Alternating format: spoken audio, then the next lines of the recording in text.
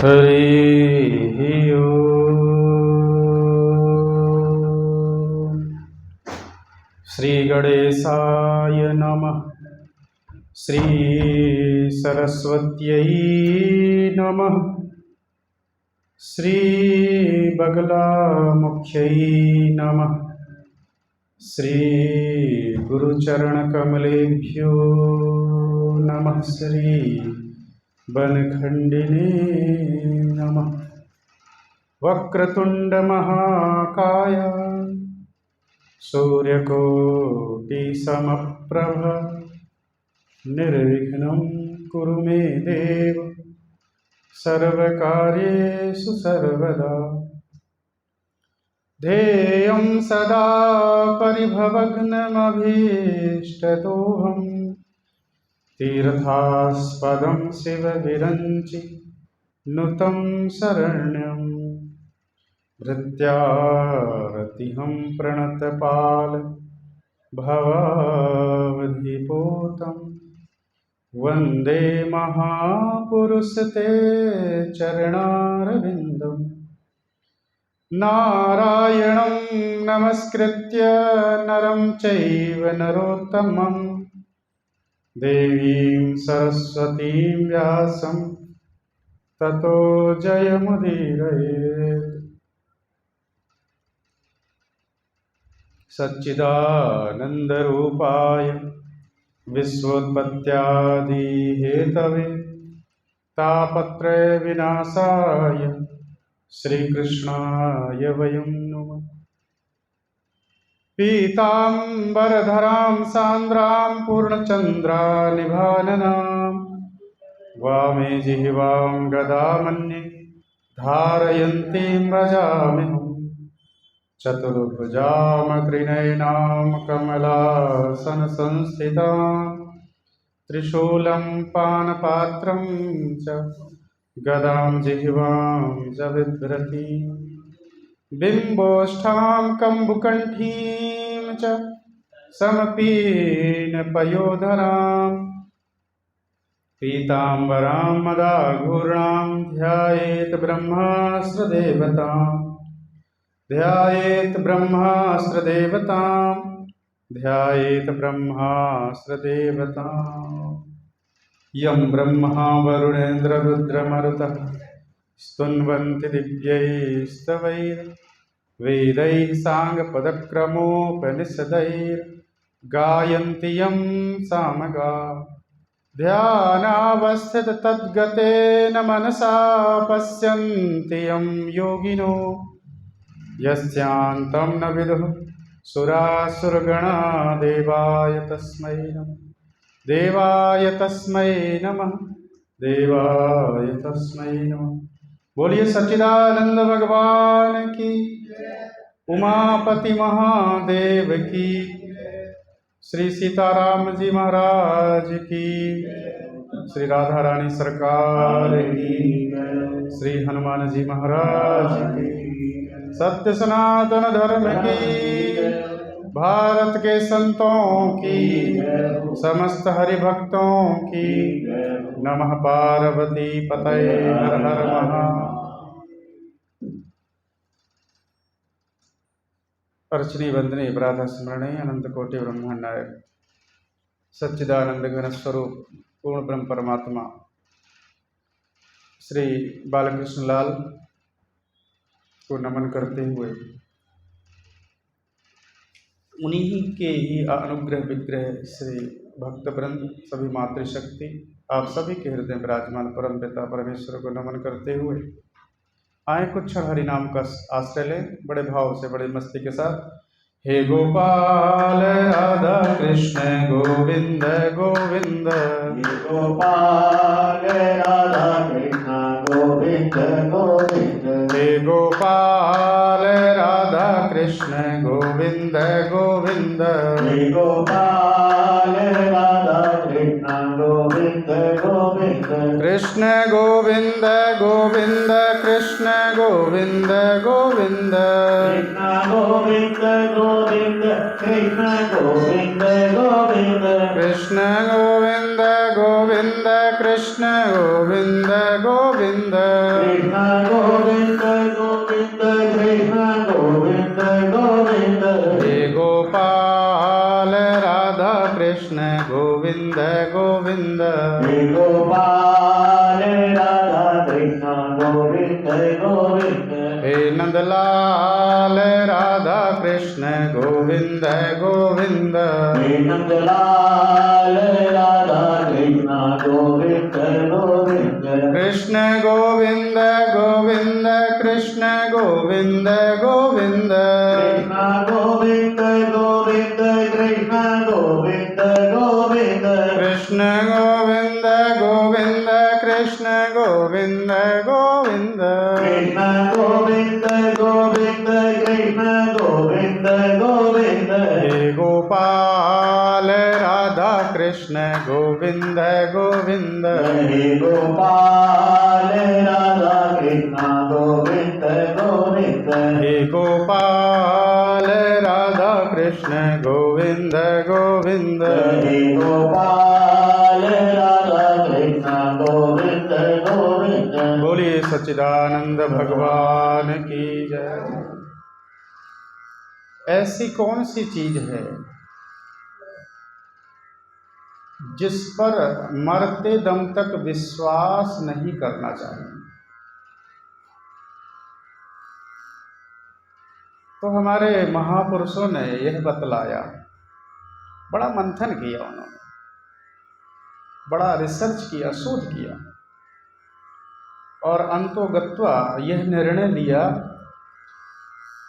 कि वो एक ही चीज है जिस पर विश्वास नहीं करना चाहिए, भरोसा नहीं करना चाहिए, और वह चीज है मन। मन पर मरते दम पर भरोसा नहीं करना चाहिए।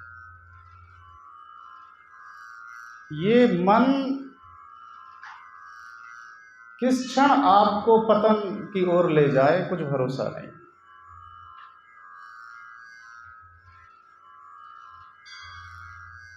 तो क्या करना चाहिए?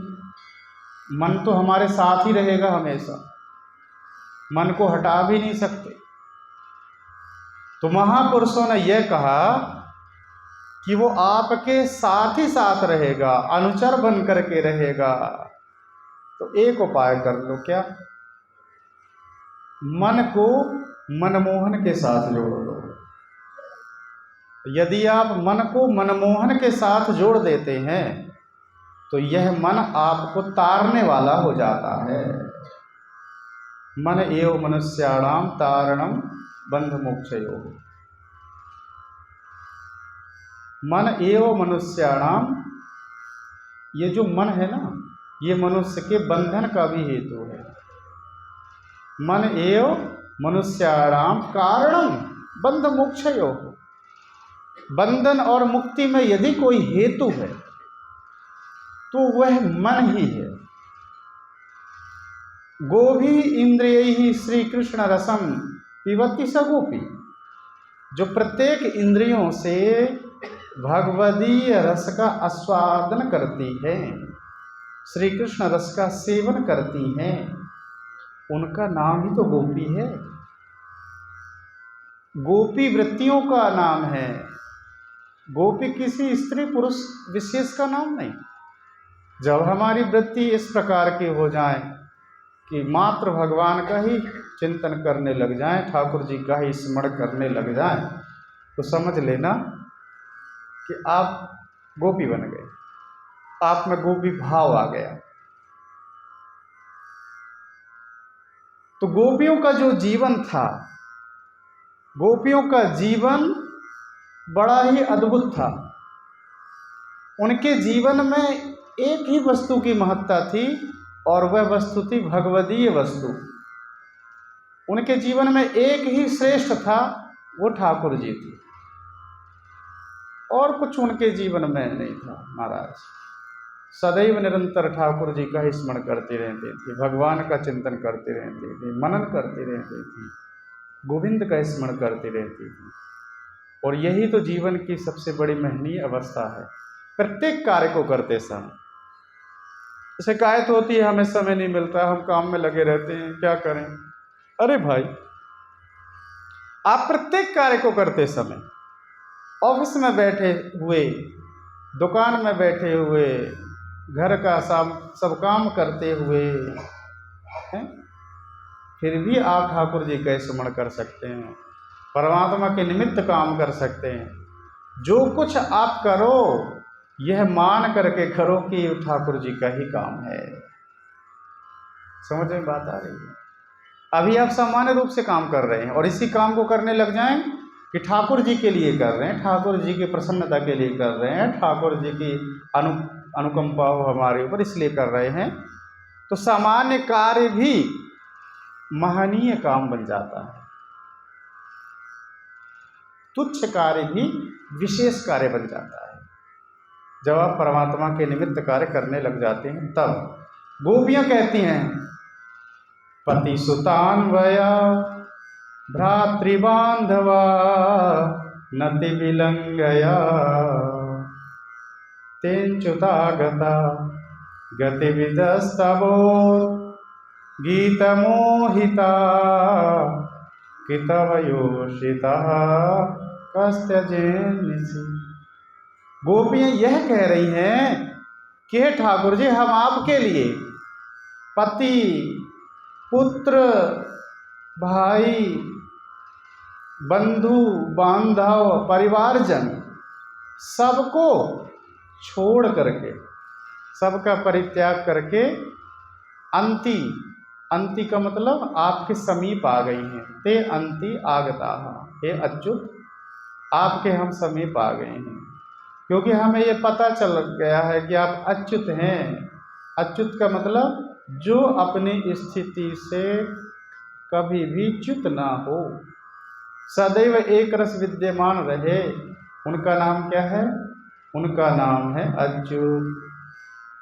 ये जो गोपियां हैं ये सामान्य गोपियां नहीं है, ध्यान रखना। घर बार में खटपट होती रहती है, सब कुछ झगड़े होते रहते हैं, मारपीट हो जाती है, फिर भी घर नहीं छोड़ता व्यक्ति, फिर भी घर छूटता है किसी का? नहीं। तो ये जो गोपियां थी कोई सामान्य गोपियां नहीं है। टीकाकार कहते हैं ये तो मुमुक्षु जन थे, बड़े बड़े ऋषि महर्षि थे, जिनके जीवन के काम विकार नष्ट नहीं हुए थे। तो ठाकुर जी से प्रार्थना की, हे प्रभु हमारा उद्धार करो, हमारा कल्याण करो।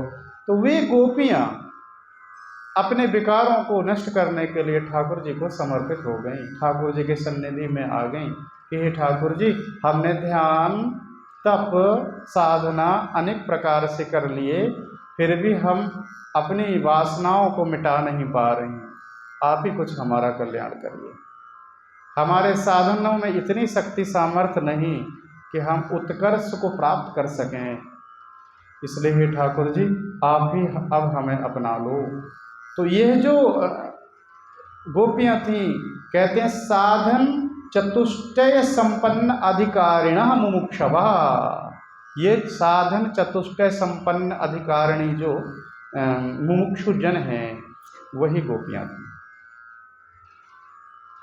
साधन चतुष्टय की बात आती है, जब हम साधन चतुष्टय से संपन्न बन जाते हैं, हमारे जीवन में जब साधन चतुष्टय आ जाता है, यम नियम आ जाते हैं,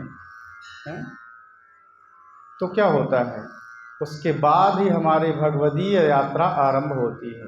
तो ये जो गोपियां थीं, ये गोपियां सामान्य गोपी नहीं थीं। यहाँ लिख रहे हैं साधन चतुष्टय संपन्न अधिकारिणा मुमुक्षवः। ऐसी जो मुमुक्षु जन थे, गोपियां थीं, वे कह रही, हे अच्युत, हे ठाकुर जी, पत्युपलक्षितान सर्वान सांसारिक विषयान अति विलंघ्य परित्यज्य। यहाँ जो बताया गया है पति सुतान्वय भ्रातृ बांधव, इनको त्याग करके आई हैं। तो केवल इतने को ही त्याग करके नहीं आई, ये तो केवल उपलक्षण मात्र है। कुछ चीजें गिना दी कि पति, पुत्र, पिता, बंधु बांधव को त्याग करके आ गई। यहाँ टीकाकार कह रहे हैं ये उपलक्षण है। वस्तुतः गोपियां सर्वान सांसारिक विषयान विलंघ परित्यज्य, हाँ, गोपियों ने जब बंसी की आवाज सुनी और बंसी की आवाज सुनते ही उन्होंने अपना श्रृंगार भी नहीं किया था, ध्यान रखना, उन्होंने हाथ का प्रक्षालन भी नहीं किया था। हाँ, यदि वो श्रृंगार करने लग जाती तो श्रृंगार साथ में लेकर के आती।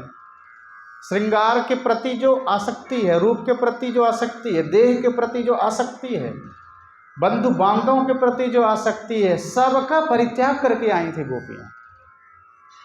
इसलिए यहाँ पर यह कहा कि सर्वान सांसारिक विषयान अति विलंघ्य, अच्छी प्रकार से त्याग करके यद हरेव विरजेत तद हरेव प्रव्रजेत इति श्रुति मनुसारतः। एक श्रुति है, श्रुति यह कहती है कि जिस क्षण आपके जीवन में वैराग्य उत्पन्न हो जाए, जिस क्षण, हाँ, उसी क्षण आपको सबका परित्याग करके और भगवान का भजन करने के लिए निकल जाना चाहिए। जिस क्षण आपके जीवन में दृढ़ वैराग्य की स्थिति आ जाए, ऐसा नहीं कि थोड़ी देर के लिए वैराग्य आया और आपके मन में लगे चलो झंझट छोड़ करके चलते हैं, अब हरिद्वार में जा कर के भजन करेंगे, और रेलवे स्टेशन तक आए और रेलवे स्टेशन में आने के बाद आपको पोते की याद आई और फिर आपको वो आसक्ति खींच करके ले गई, पुत्र की आसक्ति खींच करके पुनः आपको ले गई। अरे खटपट तो होती रहती है घर में, चलते हैं, मेरा पोत्रा मेरे बिना नहीं रह पाएगा एक दिन भी। तो यह जो वैराग्य है, यह वैराग्य वास्तव में वैराग्य नहीं है। वैराग्य वह है कि जिस क्षण आपको वैराग्य जागृत हो आपके जीवन में, उसी क्षण सबको त्याग करके, यहाँ तक महापुरुष कहते हैं कि रोती हुई पत्नी का परित्याग करके, रोते हुए बच्चों का परित्याग करके, संपूर्ण का परित्याग करके भगवान का भजन करने के लिए निकल जाना चाहिए। जब वैराग्य की दृढ़ स्थिति हो तब। यद हरेव विरजे तद हरेव प्रव्रजेत, ऐसी श्रुति वर्णन करती है। तो गोपियों के जीवन में भी इस प्रकार का वैराग्य आया, भगवान के प्रति इतना उनका प्रेम जागृत हुआ, भगवान के प्रति अनुराग जागृत हुआ कि अपने पति, पुत्र, बंधु, बांधव सबका परित्याग करके गोपियां उसी क्षण निकल पड़ी घर से बाहर और निकल करके ठाकुर जी के समीप आ गईं। इसलिए यहाँ पर यह कह दिया कि सर्वान सांसारिक विषयान परित्यज्य, इस प्रकार से गोपियां आ गईं। आगे गोपियां कहती हैं, ठाकुर जी हम सबका परित्याग करके आई हैं, आपके पास आई हैं, अब आप हमारा त्याग मत करिए, आपको हमारा त्याग करना उचित नहीं है। आगे कह रही हैं, गतिविदस्तवो गीत मोहिता हितवयोसिता कस्त्यजेन्निसि। गतिविदः गतिम आब्रह्म भुवना लोका पुनरावर्ति नः अनित्यं नश्वरं दुःखदं च तथा आत्मानं परमानंद रूपेण वेत्ति इति विदः तस्य तव। कह रही हैं गोपियां, हमने जान लिया, हे ठाकुर जी हम जान लिया कि आब्रह्म भुवना लोकाः, जितने भी लोक हैं, अतल वितल सुतल तलातल रसातल महातल पाताल हैं, ऊपर के 6 लोक, नीचे के भी, ऊपर के 7 लोक, नीचे के भी 7 लोक, 14 भुवन है ना। हाँ, तो भूर्भुवः स्वः महाजन तप, ये 7 हो गए, और नीचे के अतल वितल सुतल तलातल रसातल महातल पाताल, ये जो 14 भुवन है ये सब के सब आ ब्रह्म भुवना लोका पुनरावर्ती नोर्जुन, जो कुछ भी दिखाई पड़ रहा है जगत में ये सब का सब है क्या? ये सब का सब है पुनरावर्ती न, पुनरपि जननम पुनरपि मरणम पुनरपि जननी जठरे शयनम। सभी का जन्म मरण हो चालू है महाराज। जितने भी जीव हैं 84 लाख योनियों में, जिस जीवनी में भी जाएंगे सब में मृत्यु रूपी दैत्य आपको पकड़ा रहेगा। मृत्यु साथ साथ चल रही है जीवन में, मृत्यु साथ साथ चल रही है। इस बात का ध्यान रहे हमेशा कि मृत्यु हमारे साथ साथ चल रही है, और इसी का नाम है जागरण।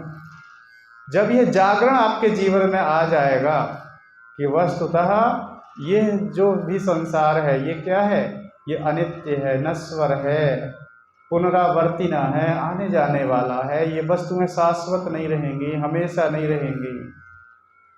यदि शाश्वत रहेगा कोई, नित्य रहेगा कोई, हमेशा रहने वाला है यदि कोई, तो वो भगवान का भजन है, वह आत्मा है। आत्मा को जान जाओगे सब कुछ ठीक हो जाएगा। आत्मा को नहीं जानोगे, अज्ञानता में पड़े रहोगे, मूढ़ता में पड़े रहोगे, जन्मों जन्मांतर तक दुख भी भोगते रहोगे।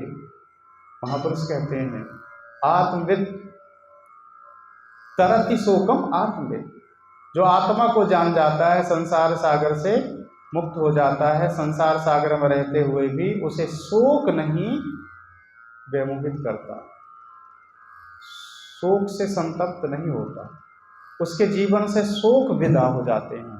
जो अपने आप को जान जाता है, अपने आप को पहचान जाता है, इसलिए कह दिया कि गति विदा। गति विदा का मतलब आ ब्रह्म भुवना लोका पुनरावर्ती न। जितना कुछ है वह क्या है, कहते हैं पुनरावर्ती न है, आने जाने वाला है, परिवर्तनशील है। और कह दिया अनित्यम, हमेशा रहने वाला नहीं है। कोई वस्तु ले आए 3-4 साल चलती है फिर खराब हो जाती है। कोई भी संसार की जो वस्तुएं हैं नित्य रहने वाली नहीं है, शाश्वत रहने वाली नहीं है, इसलिए कहा अनित्यम। और फिर कह दिया अनस्वरम। अनित्यम का अनित्य के बाद कह दिया नस्वरम, जो नाश होने वाली चीज है, नाश होने वाली वस्तु है, वो सांसारिक वस्तुएं हैं। उसमें यदि आप ध्यान दोगे, उसमें यदि आप आसक्ति रखोगे तो आपके जीवन में सुख शांति नहीं प्राप्त होगी। आपके जीवन में दुविधाएं, आपके जीवन में शोक, आपके जीवन में संताप बना रहेगा। आप शोक से मुक्त नहीं होंगे। और है कैसा, दुखदम चा, दुख देने वाली है ये संसार की वस्तुएं।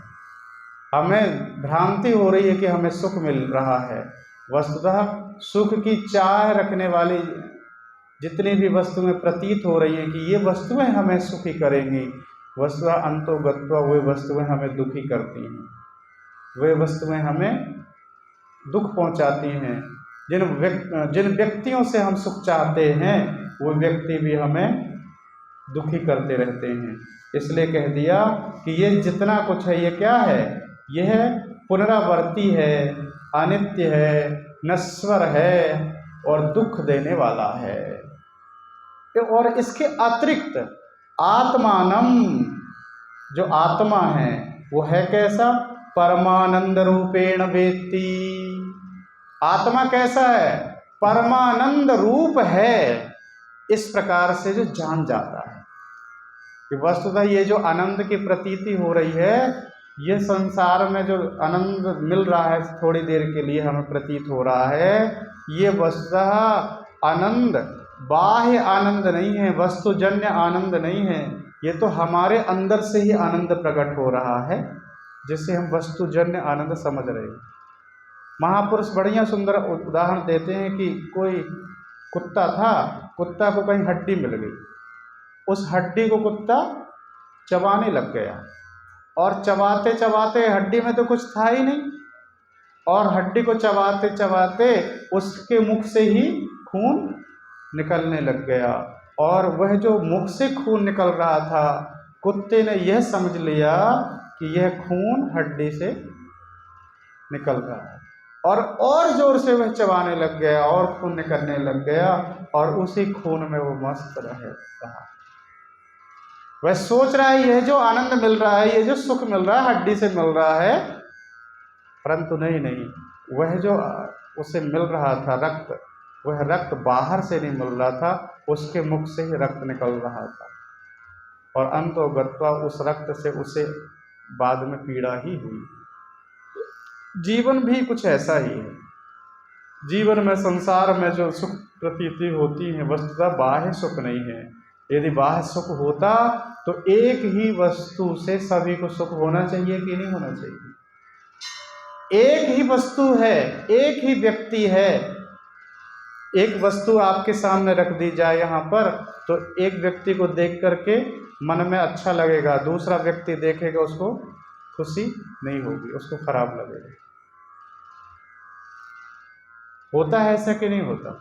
एक ही व्यक्ति द्वार के अंदर आए तो एक व्यक्ति देखेगा जो उसका मित्र होगा तो उसे खुशी होगी, आनंद की अनुभूति होगी देखते ही, और दूसरा व्यक्ति देखेगा जिससे उसकी शत्रुता है तो देखो व्यक्ति वही है, परंतु उस व्यक्ति को देख करके उसके मन में उसके प्रति रोष होगा, गुस्सा होगा, दुख होगा। तो यदि वस्तुओं और व्यक्तियों में, परिस्थितियों में यदि आनंद होता तो एक साथ सभी को आनंद हो रहा होता। ऐसा नहीं है। इसका मतलब यह है कि वह आनंद बाहर नहीं है, वह आनंद आत्मा का ही आनंद है। गोपियाँ इस बात को जान गई कि हे ठाकुर जी, वह जो आनंद है संसार वाला आनंद नहीं, संसार तो अनित्य है, नश्वर है, दुख देने वाला है। वस्तुतः आत्मानम परमानंद, जो आत्मानंद रूप से आप विराजमान हैं, आप ही प्रभु आनंद स्वरूप हैं, आप ही हमारे सर्वोच्च परमानंद हैं। इस बात को हम जान गई हैं। आनंद रूपेण वेत्ति इति विधातस्य तव उद्गीत मोहिता। ऐसे आनंद स्वरूप ठाकुर जी, आप जब गीत गाते हैं, बंसी में राग छेड़ देते हैं, तो उस बंसी की राग सुन करके, उस ब्रह्मनाद को श्रवण करके, हे ठाकुर जी, हम मोहित हो जाती हैं, व्यामोहित हो जाती हैं।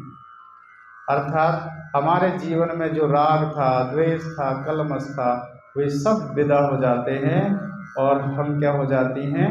हम आपकी हो जाती हैं। उद्गीत मोहिता ब्रह्म विदाप्नोति परम, ब्रह्मविद ब्रह्मैव भवति इति श्रुत्याः उच्चैर्घोषेण मोहिताः। जब वेणुनाद सुनती हैं, हम ब्रह्मनाद सुनती हैं, तो हमें आपके स्वरूप का बोध हो जाता है, ब्रह्म का बोध हो जाता है। श्रुति देवी भी यही कहती है कि जो ब्रह्म को जान लेता है वह ब्रह्म स्वरूप ही हो जाता है। ऐसा नहीं कि आप परमात्मा को जान करके परमात्मा को प्राप्त करते हैं। वेदांत और ऊंची बात करते हैं। वेदांत कहता है कि आप ब्रह्म को जान करके, परमात्मा को जान करके परमात्मा को प्राप्त नहीं होते। वस्तुतः आप स्वयं ब्रह्म हो जाते हैं, आप स्वयं परमात्मा ही हो जाते हैं। और यह कहना भी ठीक नहीं कि परमात्मा हो जाते हैं, आप स्वयं ही परमात्मा का ही स्वरूप हैं, आप ब्रह्म का ही स्वरूप हैं। आपको इस बात की भनक लग जाती है कि जो तू है सो मैं हूँ, जो मैं हूँ सो तू है। गोपियाँ कहती हैं, हे ठाकुर जी, हम आपका बंसी की आवाज़ सुन करके, वेणुनाद सुन करके, ब्रह्मनाद सुन करके आपके स्वरूप का ही चिंतन करने लग जाती हैं, आपकी ही हो जाती हैं, हमारा देह भान भी नहीं रह पाता। इसलिए गोपियाँ कहती हैं, गतिविदस्तवो गीतमोहिता कितवयोसितः कस्त्यजे निशि। हे ठाकुर जी, इस रात्रि के समय आप हमें अकेले छोड़ करके चले गए, ये तो ठीक नहीं है। आपके सिवा और कोई इस प्रकार का व्यवहार नहीं कर सकता। हे कितव, गोपियाँ ठाकुर जी से प्रेम करती हैं, इसलिए शिकायत भी कर रही हैं।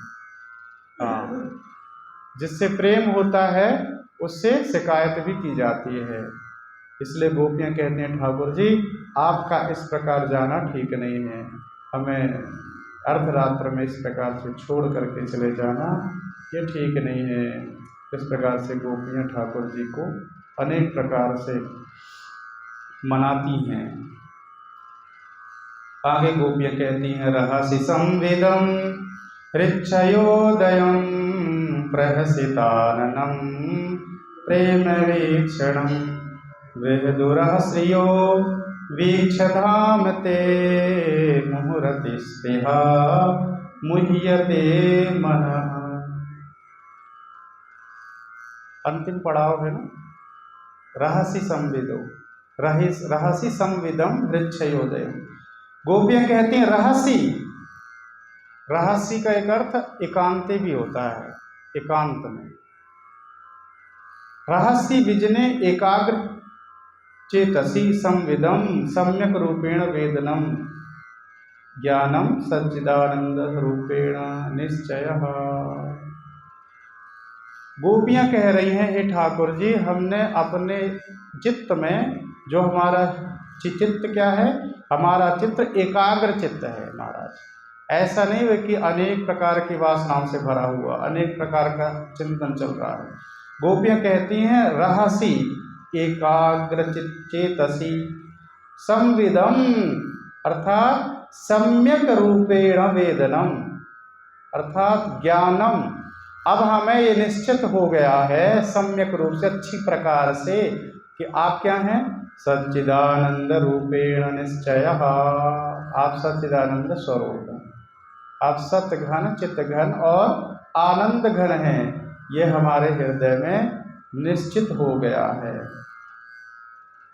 प्रेम वीक्षणम अर्थात अनुरागतया विशेषेण ईक्षितम वीक्षितम तात्पर्य अवधारणम। माने प्रेम वीक्षणम का मतलब हे ठाकुर जी जब आप हमारी ओर प्रेम पूर्वक निहारते हैं, आप हमारी ओर प्रेम पूर्वक देख करके मुस्कुराते हैं। प्रहसिताननम आननम प्रहसिता अर्थात आननम का मतलब अपने मुखारबिंद के द्वारा हमारी ओर देख करके जब आप क्या करते हैं, मुस्कुराते हैं, प्रेम पूर्वक ईक्षण करते हैं। ईक्षण का मतलब देखते हैं हमारी ओर, तो क्या होता है, हमारे हृदय में आपके प्रति प्रेम भाव जागृत हो जाता है। आप जब ठाकुर जी को निहारते हैं और ठाकुर जी आपको निहारते हैं तो क्या होता है बताओ, ठाकुर जी के प्रति आपके मन में भक्ति जागृत होती है, प्रेम जागृत होता है, आपका हृदय उनके भावों से भर जाता है। गोपियाँ भी कह रही हैं हमारी भी स्थिति कुछ ठाकुर जी इस प्रकार हो रही है। हृच्छयोदयम त्वम त्वम त्वम त्वम अस्मरत हृदय नित्यम एव, माने आपका ही हमेशा स्मरण होता रहता है ठाकुर जी, आपका ही हम स्मरण करती रहती हैं सुबह से लेकर के शाम तक। अतः तस्य उदये प्रकटी भाव प्रहसिताननम प्रकर्षेण हसितेन प्रकाश स्वरूपेण दर्शनम तब स्वरूपम। इसलिए हे प्रभु जी, हे ठाकुर जी, अब हमारे सामने प्रकट हो जाइए और उसी प्रकार से मंद मंद मुस्कुराइए और उसी मंद मंद जो आपकी हंसी है उसको देख करके हम अपने आप को धन्यता का अनुभव करें, हमारा जीवन कृतार्थ हो जाए। इस प्रकार से गोपियाँ कह ले रही हैं। बृहदुरः, बृहदुरः का मतलब व्यापकत्वात् बृहदपुरः उदारतया राति सुखम ददाति इति पुरः ते तव श्रियः धाम शोभना आश्रय रूपः। गोपियाँ कहती हैं हे प्रभु आप क्या हैं, बृहदुरः अर्थात आप बड़े उदार हैं, आप उदारता पूर्वक अपने भक्तों को सुखम ददाति माने सुख देते हैं, आप उनका कल्याण करते हैं। आपके जो निज भक्त हैं उनके जीवन में आनंद भर देने वाले हैं ठाकुर जी। ते तव श्रिय धाम शोभाया आश्रय रूप। जो आपका जो धाम है वो कैसा है? वो समस्त भक्तों का आश्रय रूप है। जो आपके धाम का आश्रय ले लेते हैं, जो आपका नाम का आश्रय ले लेते हैं, जो आपके रूप का आश्रय ले लेते हैं, सबका कल्याण होता है। एक चीज़ भी यदि आपने अपने जीवन में उतार ली, भगवान के रूप का आश्रय ले लो, चाहे भगवान के नाम का आश्रय ले लो, चाहे भगवान के धाम का आश्रय ले लो, सबसे आपका कल्याण हो जाएगा। नाम, रूप, धाम और लीला ये ठाकुर जी की नित्य है जी। ठाकुर जी का नाम, ठाकुर जी का रूप, ठाकुर जी का धाम और ठाकुर जी की लीलाएं ये नित्य हैं, शाश्वत हैं, है ना। जब आप इनका आश्रय ले लेते हैं तो ठाकुर जी की आपके ऊपर कृपा बरस जाती है। और ठाकुर जी की कृपा, जिस प्रकार हमारे ठाकुर जी अनंत हैं, उसी प्रकार ठाकुर जी की जो कृपा है वो भी क्या है? बताओ ना, अनंत। जिस प्रकार हमारे ठाकुर जी अनंत हैं, उसी प्रकार से हमारे ठाकुर जी की जो कृपा है वो भी क्या है? अनंत है। इसलिए जब हम ठाकुर जी के नाम, ठाकुर जी के धाम, ठाकुर जी की लीलाएं और ठाकुर जी के रूप का आश्रय ले लेते हैं, उनका स्मरण करते हैं, तो हम भी अनंत के साथ जुड़ करके अनंत हो जाते हैं। बोलिए सच्चिदानंद भगवान की जय। इस प्रकार से गोपियां बार बार ठाकुर जी से प्रार्थना कर रही हैं। तस्य भाषा शरदमिदं विभाति इति श्रुतेः वीक्ष विशेषेण एकचिता अपरोक्षम कृत्वा मुहुः पुनः पुनः अतिस्पृहा अतिशयाभिलाषा भवति। हे ठाकुर जी, जब आप विशेषेण इच्छिता, विशेष रूप से आप हमें निहारते हैं, हमारी तरफ देख करके मुस्कुराते हैं, तो यहाँ इच्छिता का अर्थ किया कि अपरोक्षम कृत्वा, अर्थात जब ठाकुर जी का अपरोक्ष ज्ञान हो जाता है। एक तो होता है परोक्ष ज्ञान, दूसरा होता है अपरोक्ष ज्ञान। जैसे आप अभी कथाएं सुन रहे हैं, ये जो ज्ञान है, इस ज्ञान को कहते हैं परोक्ष ज्ञान। और जो सुना है आपने, सुन करके उसी प्रकार से अनुभूति हो जाए हृदय में, ठाकुर जी का प्राकट्य हो जाए हृदय में, उसको कहते हैं अपरोक्ष ज्ञान। गोपियाँ कहती हैं जब आपका अपरोक्ष ज्ञान हो जाता है, अपरोक्ष हो जाते हैं, जब आप हमारे सामने प्रकट हो जाते हैं, तो क्या होता है? पुनः पुनः अतिस्पृहा अतिशय अभिलाषा भवति। फिर बार बार आपको ही निहारने का मन करता है, आप हमसे दूर ना जाएं। इस प्रकार से हमारे हृदय में अभिलाषा जागृत होती है। मनः चेतश्च मुह्यते मोहं प्राप्नोति। और हमारा जो चित्त है, हमारा जो मन है, ठाकुर जी आप में ही लग गया है, आप में ही जुड़ गया है, आप में ही मोहम प्राप्नोति, आपको में ही मोहित हो गया है। देखो, मन का यह काम है कि मोहित होना, या तो संसार में होगा या फिर ठाकुर जी में होगा। तो यदि संसार में आपका मन मोहित हो गया तो आपका कल्याण नहीं होगा। मन यदि संसार में मोहित हो गया तो कल्याण होगा? कल्याण नहीं होगा। और यदि मन मनमोहन से मोहित हो गया, मनमोहन से जुड़ गया, तो कल्याण हो जाएगा। इसी को हमारे महापुरुष कहते हैं कि आप अपने मन को मनमोहन से जोड़ दो। और जब आप मनमोहन से अपने आप को जोड़ देते हैं, अपने मन को ठाकुर जी में लगा देते हैं, तो निश्चित ही आपका कल्याण हो जाता है। इसमें जरा भी संशय नहीं है। ब्रजमनौकसां व्यक्तिरंगते ब्रजिनहंत्रलं विश्वमंगलं त्यजमनाक्षणस् त्वत्स्पृहात्मनां स्वजनहृदुजां यन्निषूदनम्। गोपियाँ अगले श्लोक में कहती हैं, हे ठाकुर जी, आप कैसे हैं। हे अंग, अंग विशेषण आया ना, व्यक्ति रंग ते, हे अंग ते व्यक्ति ब्रज मनौक शाम, अर्थात गोपियां कहती हैं हे हे परम प्रेमास्पद, प्रेम करने वाले ठाकुर जी आप ही हैं। ते तव व्यक्ति, व्यक्ति का मतलब स्वरूपेण आविर्भाव, अरे आपका प्राकट्य जो हुआ है, व्यक्ति का अर्थ क्या होता है, प्राकट्य, समझ रहे हैं। मनुष्य का नाम भी व्यक्ति है ना, कि व्यक्ति, देखो कितने सारे व्यक्ति बैठे, व्यक्ति का मतलब अभिव्यक्ति। ठाकुर जी का जो अवतार होता है, ये ठाकुर जी का जो अवतार है, इसका भी हमारे महापुरुष कहते हैं ये भी व्यक्ति है,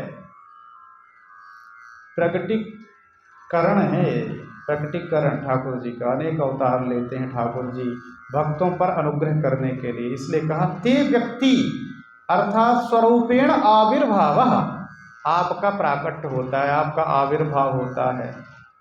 तो हे ठाकुर जी, इसका प्रयोजन क्या है, तो इसका प्रयोजन है ब्रज मनौक शाम। ब्रज मनौक शाम का मतलब है संसारण्य परिव्राजका नाम परमहंसा नाम ब्रजिन हंत्री पाप निरसनी सर्व दुखा नाम आत्यंतिक निवृत्ति कर्त्री। इतना सारा अर्थ कर दिया महापुरुषों ने। सामान्य अर्थ यह है कि हे ठाकुर जी, हे अंग ते व्यक्ति, आपका जो अवतार होता है ब्रज मनौक शाम, वैसे तो सारे संसार का कल्याण करने के लिए होता है, समस्त भक्तों का कल्याण करने के लिए होता है, परंतु विशेष रूप से गोपियां कहती ब्रज मनौक शाम, ये जो वन में विचरण करने वाले जो आपके भक्त हैं और ये जो ब्रजवासी हैं, इनके ऊपर विशेष कल्याण करने के लिए आपका प्राकट्य होता है, आपके अनेक विध अवतार होते हैं। महापुरुष कहते हैं ब्रज मनौक शाम का अर्थ क्या है, संसारण्य, संसार में जो बड़े बड़े महापुरुष हैं, परिव्राजका नाम परमहंसा नाम, जो भगवान के अनन्य भक्त हैं, परमहंस है, महापुरुष हैं, उनके पापों का निवारण करने के लिए, उनके हृदयगत जो वासना है उस वासनाओं को दूर करने के लिए, उनकी दुख दारिद्र को दूर करने के लिए, इसलिए कह दिया सर्व दुखा नाम आत्यंतिक निवृत्ति कर्त्री। समस्त जो दुख हैं, उन समस्त दुखों की आत्यंतिक जो निवृत्ति है, उसको करने वाले हमारे ठाकुर जी हैं। जो ठाकुर जी के अपने भक्त जन हैं, उन भक्तों के दुख को दूर करने वाले ठाकुर जी हैं। इसीलिए गोपियां कह रही हैं कि हे प्रभु, इसलिए आपका प्राकट्य होता है। समझ में बात आ रही है कि नहीं आ रही। एक एक शब्द के अर्थ बड़े गहन तरीके से गोपियों ने गाए हैं। और कह रही तथा अलम अतिशयन विश्वमंगलम विश्वस्य विश्वात्मानम देहाध्यास निरसन पूर्वक मंगल वहा। कह रहे हैं विश्व मंगलम, विश्व का कल्याण करने के लिए आपका प्राकट्य होता है प्रभु। अलम का मतलब अतिशयना, अतिशयना विश्व मंगलम, विश्वस्य विश्वात्मानम, माने विश्व के रूप में जो विद्यमान जितने भी आपके भक्तजन हैं, उनके देहाध्यास निरसन पूर्वक मंगल वहा। जो उनका देहाध्यास है, विषयों के प्रति राग और आसक्ति है, उसका निरसन करने के लिए, उसे दूर करने के लिए हे ठाकुर जी आपका प्राकट्य होता है। उनका मंगल करने के लिए आपका प्राकट्य होता है, आपका अवतार होता है। त्वत् स्पृहात्मना त्वाम एव स्वात्मत्वेन स्पृहयति याः तासां नो अस्माकं स्वजनानां स्वात्मत्वेन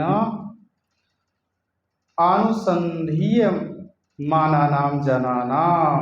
कह रहे हैं जो आपके स्वजन हैं, जो आपके अपने जन हैं, जो आपके भक्त जन हैं, हे ठाकुर जी, उनके लिए त्यज मनाक च नस्त्वत स्पृहात्मना स्वजन हृदुजाम यन्निषूदनम, आपके जो स्वजन भक्तजन हैं उनके हृदय जाम, हृदु जाम है ना, हृदु जाम, हृदु कहते, हृदु का मतलब हृदय, रुजाम का मतलब होता है रोग।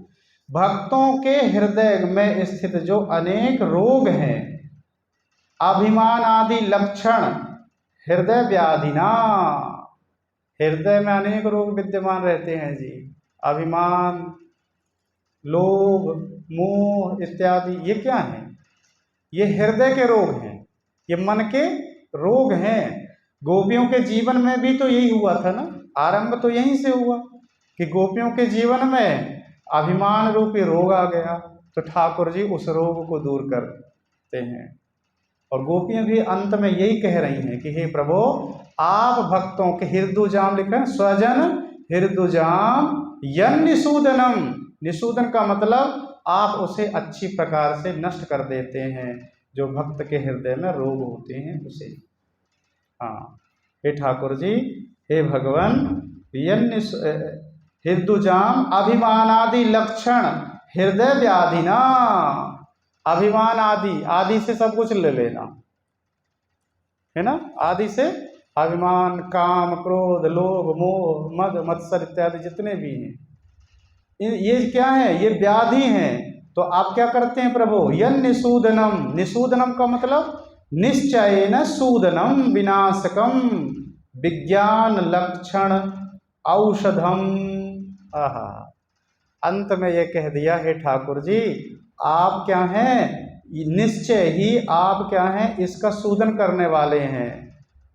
मधुसूदन नाम है ना ठाकुर जी का। सूदन का मतलब विनाश करने वाले, मधु का मतलब मधु नामक राक्षस का सूदन करने वाले, उसको खत्म करने वाले। यहाँ पर कह दिया निषूदनम, निषूदनम का मतलब निश्चय न, इसमें जरा भी संशय नहीं है कि आप भक्तों के हृदय में जो अभिमान आदि जो व्याधि है उसको दूर नहीं करते, अर्थात उसको निश्चय ही आप दूर कर देने वाले हैं। जितने भी आदि व्याधि उपाधियां हैं सबको आप खत्म कर देने वाले हैं, है ना। तो औषधि है कौन सी जिसके द्वारा खत्म करेंगे?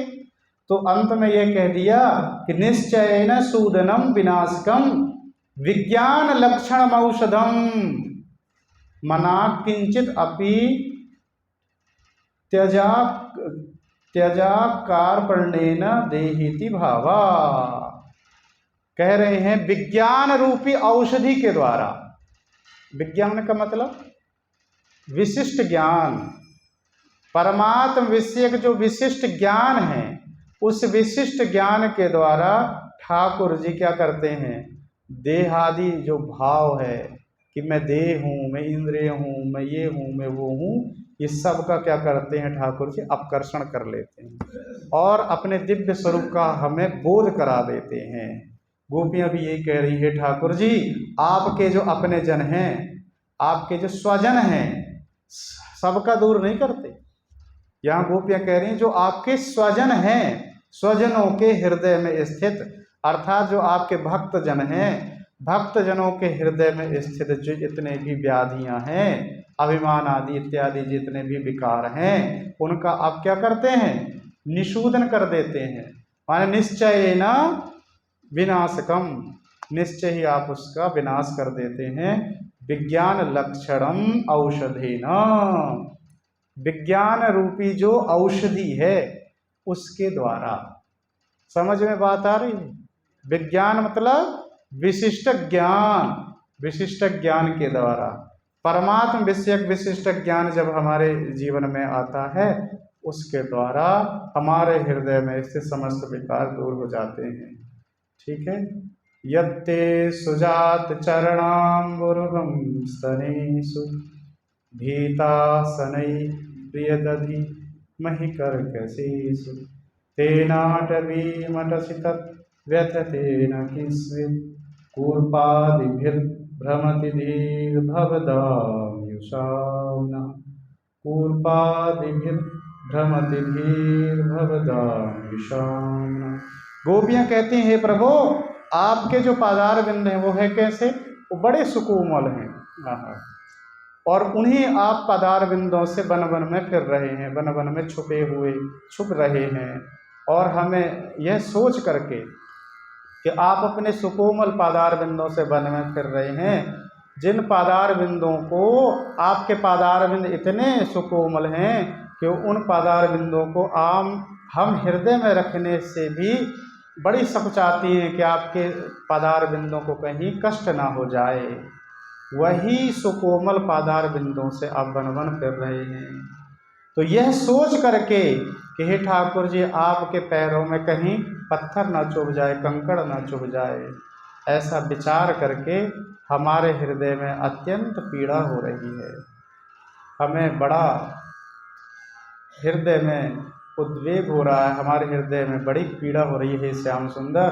और हम इस चिंतन मात्र से कि आपके पैरों में कहीं पत्थर ना लग जाए, कंकड़ ना चुभ जाए, यह सोच सोच करके हम अचेतन हो रही हैं, हमारी हालत खराब हो रही है हे ठाकुर जी।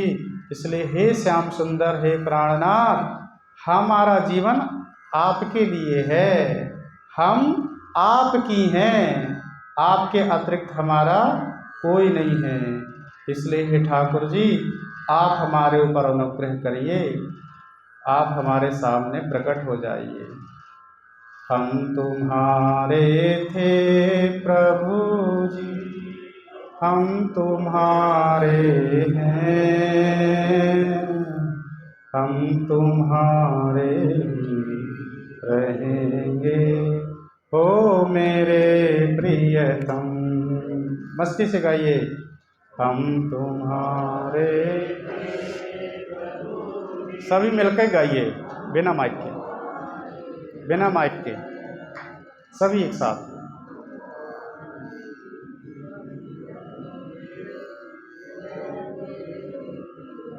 नाश्ता नहीं हुआ ना, सुबह से हुआ कि नहीं होगा? सभी एक साथ मिलकर गाना है, इसलिए मना कर दिया कि माइक में नहीं। तुम हमारे थे प्रभु जी, तुम हमारे हो, तुम हमारे ही रहोगे, हो मेरे प्रियतम। तुम हमारे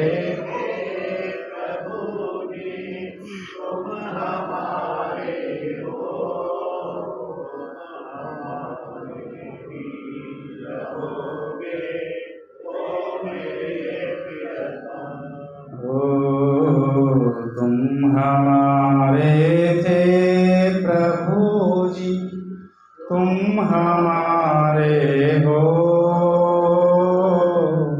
तुम हमारे ही रहोगे, हो मेरे प्रभु जी।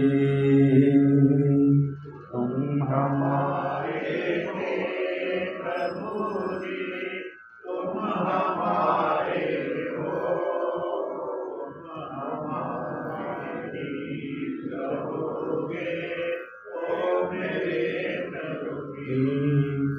तुम्हें छोड़ सुन नंद दुलारे, कोई न मीत हमारो। तुम्हें छोड़ सुन नंद दुलारे, कोई न मीत हमारो। किसके द्वारे जाए पुकारूं, और न कोई सहारो। किसके द्वारे जाए पुकारूं, और न कोई सहारो। अब तो मेरी बाँह पकड़ लो, ओ मेरे प्रियतम। तुम हमारे थे प्रभु जी, तुम हमारे हो,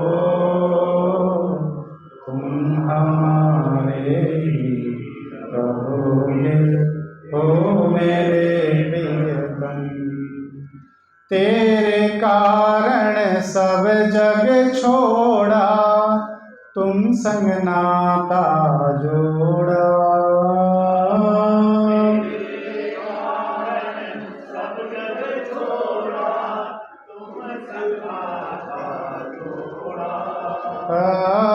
तेरे कारण सब जग छोड़ा, तुम संग नाता जोड़ा।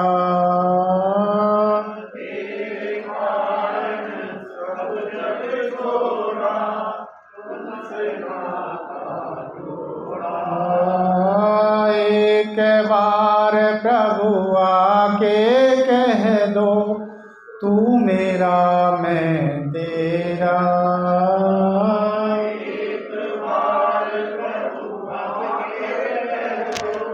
तू मेरा मैं तेरा, साची प्रीत की रीत निभा दो, ओ मेरे प्रभु जी।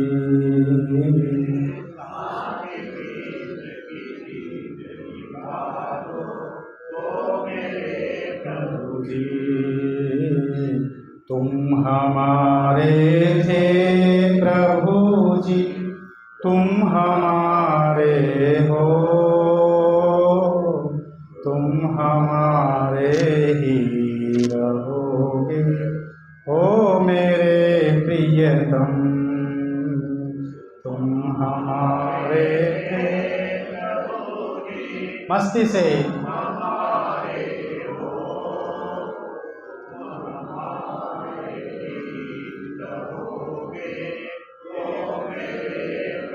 और ठाकुर जी से यह प्रार्थना करें, दास की विनती सुन लीजो, ओ ब्रजराज दुलारे।